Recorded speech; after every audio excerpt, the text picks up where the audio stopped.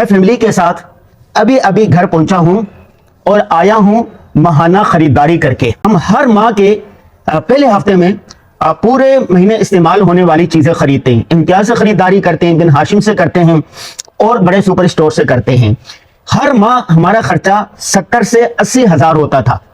اس مرتبہ چونکہ کل پیٹرول کی قیمتیں بڑھ گئی ہیں اور بہت زیادہ بڑی. پہلے جب پیٹرول کی قیمتیں بڑھتی تھی نا 1 روپیہ 2 روپے 3 روپے زیادہ 5 روپے بڑھتے تھے کہ پیٹرول کی قیمتیں آسمانوں پر پہنچ گئی ہے, تو آسمانوں سے بھی آگے کہیں نکل گئی ہیں اور مہنگائی کا ایک موز اور طوفان آ رہا نہیں ہے, آ چکا ہے. ساری چیزیں مہنگی ہو چکی ہیں. تو میں نے فیملی کو بٹھایا اور میں نے کہا کہ مفتی شفیع رحمہ اللہ فرمایا کرتے تھے کہ آمدن بڑھانا انسان کے اپنے اختیار میں نہیں, لیکن اخراجات کو کنٹرول کرنا انسان کے اپنے بس میں. تو ہمارے بس میں ہے اخراجات کو کنٹرول کرنا. چنانچہ بیٹھ کر ہم نے ایک فہرست تیار کی. دودھ اگر 1.5 کلو آتا تھا تو ہم نے 1 کلو کر دیا. سبزیاں اگر 2 کلو آتی تھی تو ہم نے 1.5 کلو کر دی. چینی 10 کلو آتی تھی ہم نے 7 کلو کر دی. مجموعی طور پر جو 70 سے 80 ہزار کا ماہانہ راشن آتا تھا, چیزیں آتی تھی, وہ ہم لے کر آئے ہیں 50-48 ہزار میں. تو 30 ہزار روپے کی ہم نے بچت کر لی. اسی طرح میں نے بیٹھ کر صبح اپنی فیملی کو سمجھایا, اپنے گھر والوں کو سمجھایا کہ مہنگائی کا طوفان آ چکا ہے. آپ نے کفایت شعاری سے کام لینا ہے. اور آپ کے کرنے کا کام کیا ہے؟ آپ کے یعنی بورچی خانے میں کفایت شعاری کیسے ہوگی؟ میں نے بتا دیا, اگر شربت بنانا ہے تو چینی کم ڈالیں, چائے بنانی ہے اس میں دودھ کم ڈالیں, گوشت بنانا ہے اس میں شوربہ تھوڑا سا بنا دیں, سبزی بنانی ہے تو اس کو سبزی کی مقدار کم کر دیں, چائے بنانی ہے اس میں پانی تھوڑا سا زیادہ ڈال دیں. مہمان آ رہے ہیں, جہاں 3 ڈشیں بنتی تھی وہاں 2 ڈشیں بنے گی, جب 4 ڈشیں بنتی تھی 2 بنے گی, جب 2 بنتی تھی تو 1 بنے گی.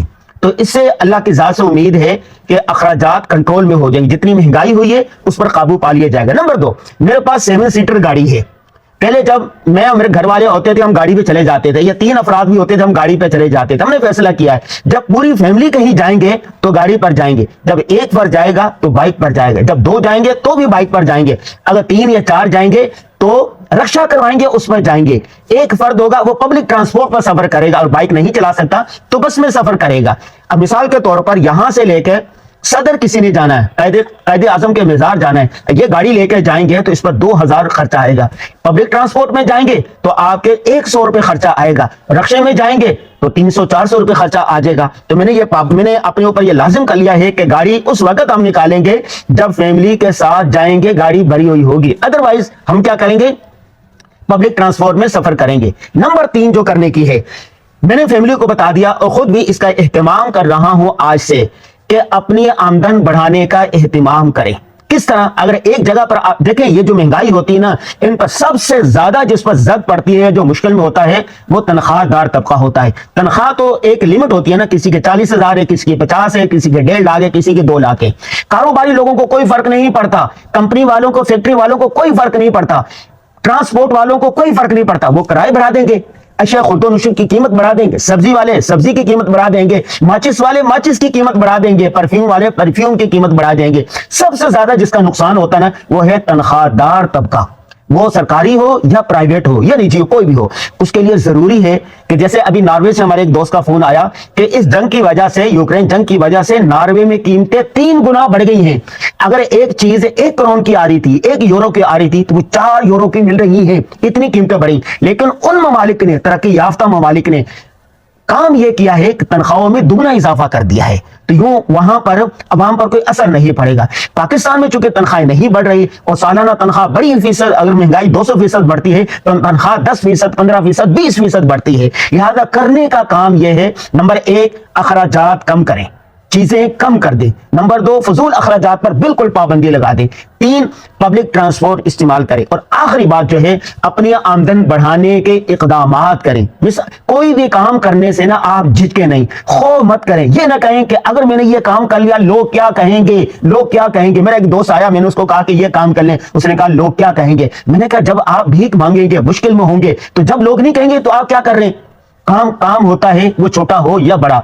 तो आप एक नौकरी कर रहे हैं, कोशिश करें पार्ट टाइम में कोई छोटी मोटी नौकरी कर लें या कोई काम करने लग जाए। ये ई कॉमर्स का दौर है, ऑनलाइन का दौर है। अपनी कोई ना कोई चीजें बना के बेचने लगे, दुकान पे काम करने लगे, चिप्स बेचने लगे, फोटो कॉपी की मशीन बना लें छोटे। जब आप काम तलाश करने लगेगा ना, 20 काम आपको मिल जाएंगे। हमने एक किताब लिखी है कामयाबी, वहां पर हमने बताया है कि आप 5,000 से अपना कारोबार स्टार्ट कर सकते हैं। और कई लोग ऐसे हैं, मेरे मालूमात के मुताबिक उनसे हमने इंटरव्यू भी की है, उन्होंने 50,000 से 20,000 से 30,000 से काम का आगाज किया, अब अल्हम्दुलिल्लाह लाखों में है। तो महंगाई का रोना मत रोएं, रोने से क्या होता है अमल जरूरी तकमीले तमन्ना के लिए, वरना रंगीन ख्यालात से क्या होता है। मैं कल से देख रहा हूं, जब से पेट्रोल की कीमतें बढ़ी हैं, हुक्मरानों को गालियां दी जा रही है, उनको लान तान किया जा रहा है, क़यादत को बुरा भला कहा जा रहा है, पाकिस्तान को बुरा भला कहा जा रहा है। सिवाय भड़ास निकालने के कुछ नहीं मिलेगा। जब आप रोएंगे तो रोएंगे तन्हा। तो आपने अमली इक़दामात करने हैं, अमली इक़दामात आपने खुद करना है, आप खुद कर सकते हैं, दूसरों को कहने से कुछ नहीं होगा।